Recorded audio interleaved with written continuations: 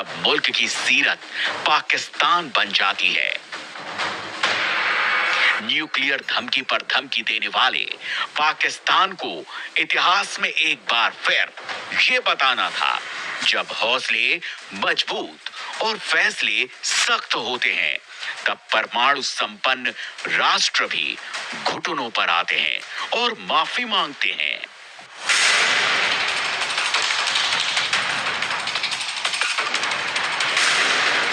मोदी ने 15 दिनों में आतंक पर प्रहार करके बता दिया कि देश बुद्ध का भले हो, लेकिन यहाँ आतंक के खिलाफ कुरुक्षेत्र में गांडीव उठाने में अब देरी नहीं की जाती है।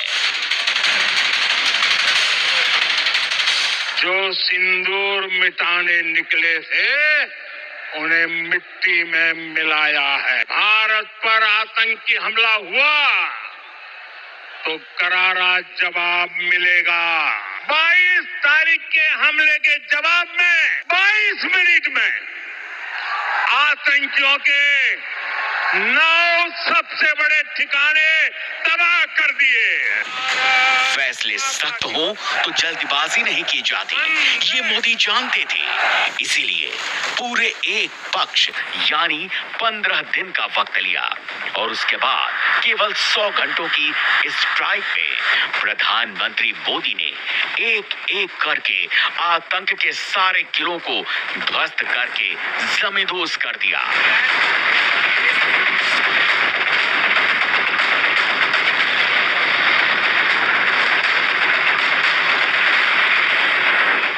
आपने पाकिस्तानी फौज को भी बता दिया है,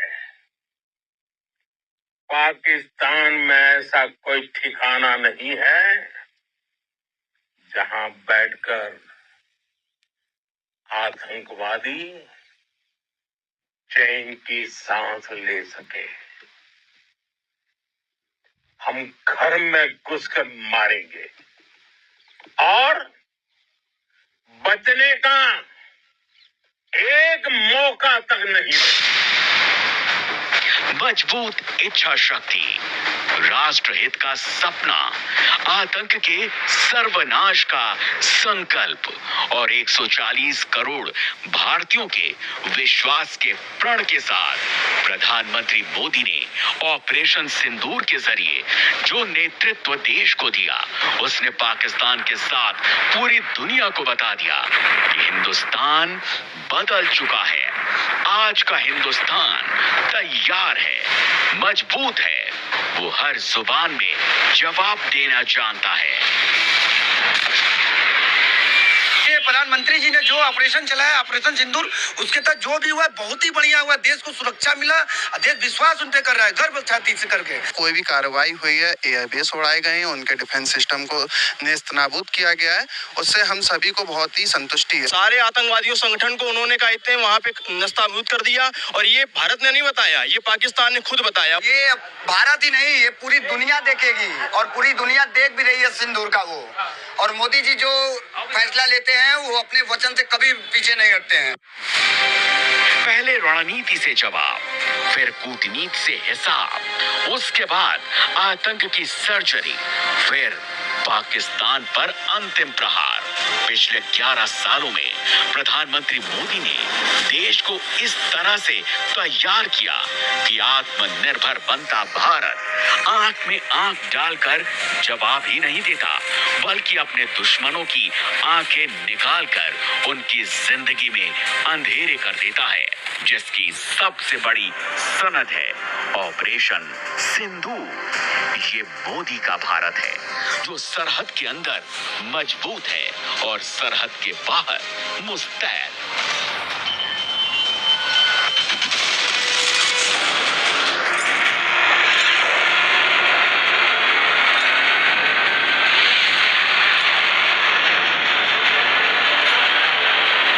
आज पूरी दुनिया आश्चर्यचकित होकर देख रही है और पाकिस्तान भयभीत होकर उसका अनुभव कर रहा है। 9 और 10 की दरमियानी रात में तकरीबन 2:30 बजे सईद आसिम मुनीर ने मुझे सिक्योर फोन पे मुझे बताया कि हिंदुस्तान ने अपने बैलिस्टिक मिसाइल अभी लॉन्च किए हैं। एक नूर खान एयरपोर्ट पे गिरा है। अटैक हुआ है नूर खान बेस पे। आतंक का फन कुचलने की यही नीति है, यही रीति है, यही भारत है, नया भारत है। नए भारत की नई तस्वीर पूरी दुनिया देख रही थी। भारत के महानायक प्रधानमंत्री नरेंद्र मोदी ने संकल्प कर लिया था, पहलगाम का बदला तभी पूरा होगा जब आतंक का सर्वनाश किया जाएगा। 26 जिंदगियों की मौत का बदला लेने के लिए बड़े ऑपरेशन का संकल्प किया जा चुका था। वो था ऑपरेशन सिंदूर। ये न्याय का नया स्वरूप है, ये ऑपरेशन सिंदूर है। ऑपरेशन सिंदूर के पहले फेज का एक्टिवेशन तब हुआ जब प्रधानमंत्री मोदी ने कैबिनेट और सीसीएस की मीटिंग ली थी। भारत सरकार ने रक्षा और विदेश दोनों मोर्चों पर 2 महानायकों की तैनाती कर दी थी। राजनाथ सिंह ने रक्षा के मोर्चे पर सेना के एक्शन प्लान को एक्टिवेट किया, तो विदेश मंत्री जयशंकर ने सरहद के बाहर दोस्तों और बड़े स्टेक होल्डर्स को यह विश्वास दिया कि बिना रिहायशी इलाकों को नुकसान पहुंचाए आतंक की सर्जरी बहुत जरूरी है और अब ये करने में भारत पूरी तरह से सक्षम है।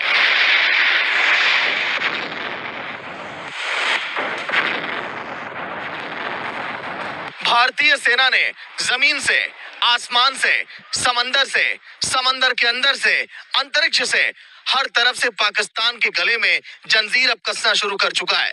यानी कि आतंक की इस फैक्ट्री दहशतगर्द पाकिस्तान को भारत कहीं से भी सांस लेने तक की मोहलत नहीं देना चाहता।